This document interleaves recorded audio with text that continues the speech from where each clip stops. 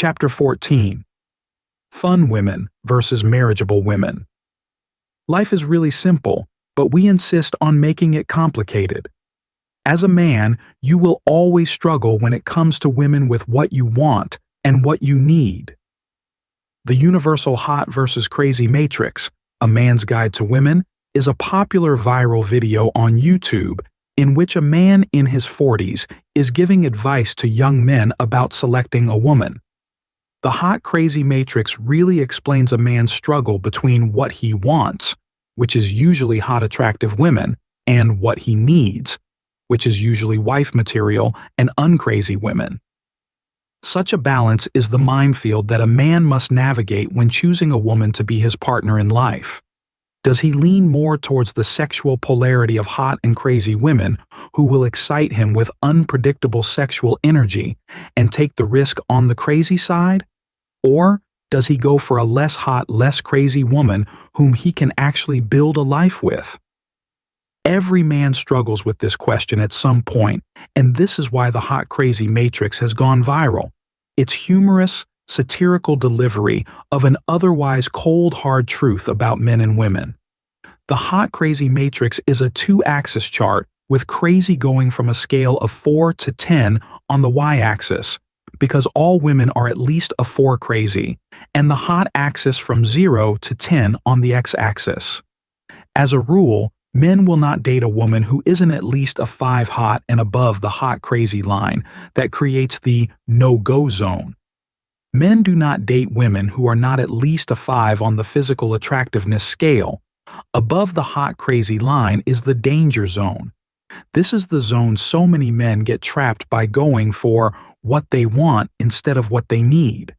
In the video, the man explaining the danger zone gives examples of danger zone women: redheads, strippers, girls named Tiffany, and hairdressers. These are the women whom men usually lust after, and they are so hot that they can get away with being dangerously crazy. I personally have dated several women in the danger zone, and for a long time I was addicted to the danger zone.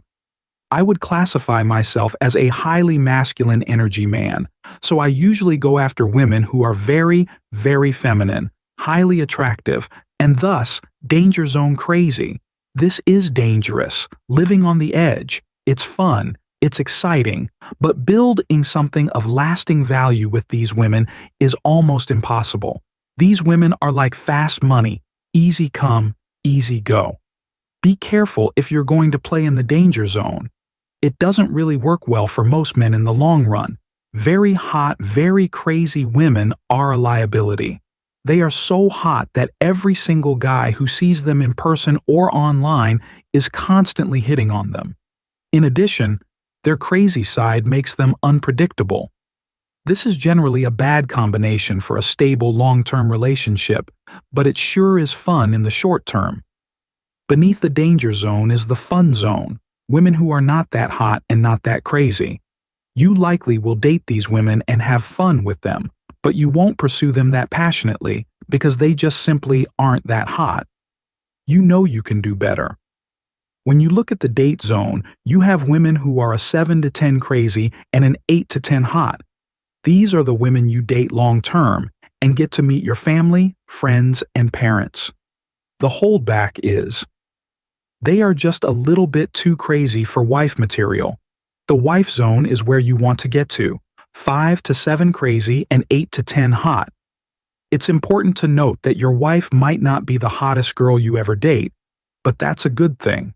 It's normal for men to have a slightly less hot wife in exchange for a much more stable and less crazy woman. To illustrate the point, check out this famous article in which a JP Morgan CEO responds to a very pretty girl's request to marry a rich man. The pretty girl notices that rich men often do not have the prettiest of wives, which I believe to be true. A reply from CEO of JP Morgan to a pretty girl seeking a rich husband. A young and pretty lady posted this on a popular forum. Title: What should I do to marry a rich guy? I'm going to be honest of what I'm going to say here. I'm 25 this year. I'm very pretty, have style and good taste.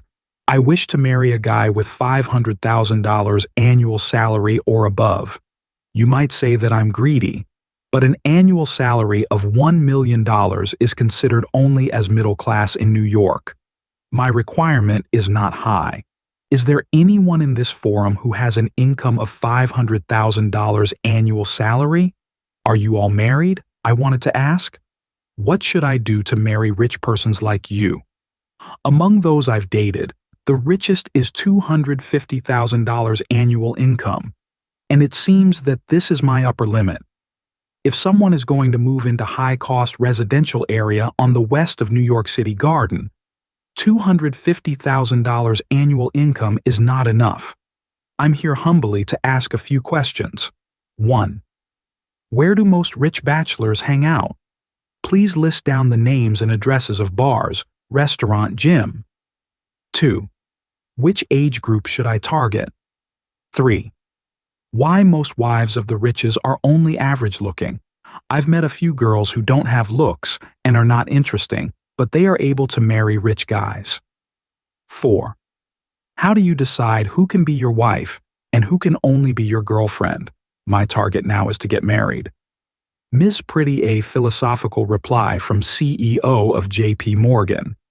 Dear Miss Pretty, I have read your post with great interest. Guess there are lots of girls out there who have similar questions like yours. Please allow me to analyze your situation as a professional investor.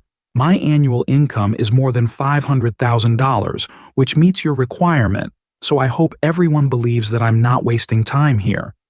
From the standpoint of a business person, it is a bad decision to marry you. The answer is very simple, so let me explain. Put the details aside. What you're trying to do is an exchange of beauty and money. Person A provides beauty, and person B pays for it, fair and square. However, there's a deadly problem here. Your beauty will fade, but my money will not be gone without any good reason. The fact is, my income might increase from year to year, but you can't be prettier year after year. Hence, from the viewpoint of economics, I am an appreciation asset, and you are a depreciation asset. It's not just normal depreciation, but exponential depreciation. If that is your only asset, your value will be much worse 10 years later. By the terms we use in Wall Street, every trading has a position. Dating with you is also a trading position. If the trade value dropped, we will sell it, and it is not a good idea to keep it for long term. Same goes with the marriage that you wanted. It might be cruel to say this, but in order to make a wiser decision, any assets with great depreciation value will be sold or leased. Anyone with over $500,000 annual income is not a fool. We would only date you but will not marry you. I would advise that you forget looking for any clues to marry a rich guy. And by the way, you could make yourself to become a rich person with $500,000 annual income. This has better chance than finding a rich fool. Hope this reply helps. Signed, J.P. Morgan CEO, also found on several other websites.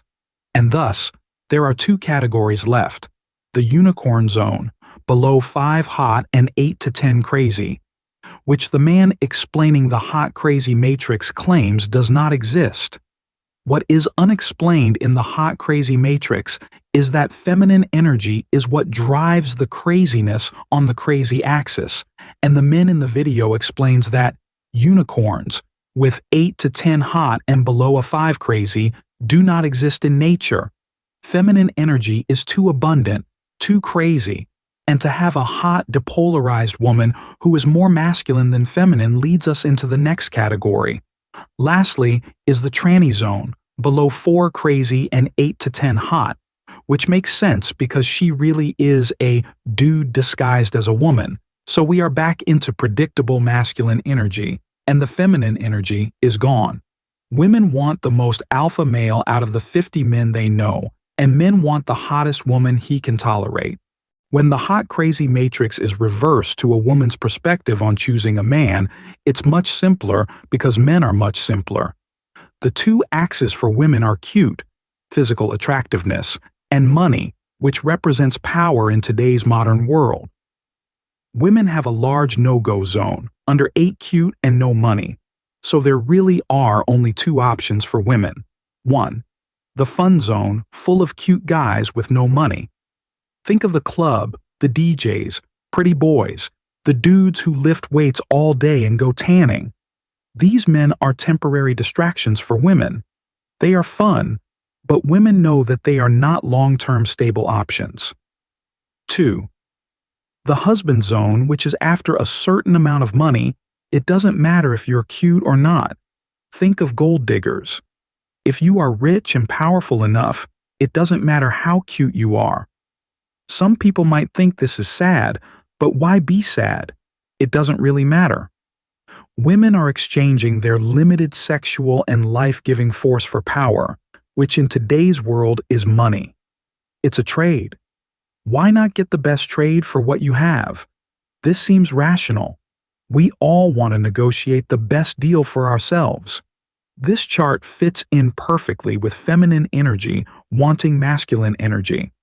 A man's purpose is his work, which creates money, and women want a purposeful man.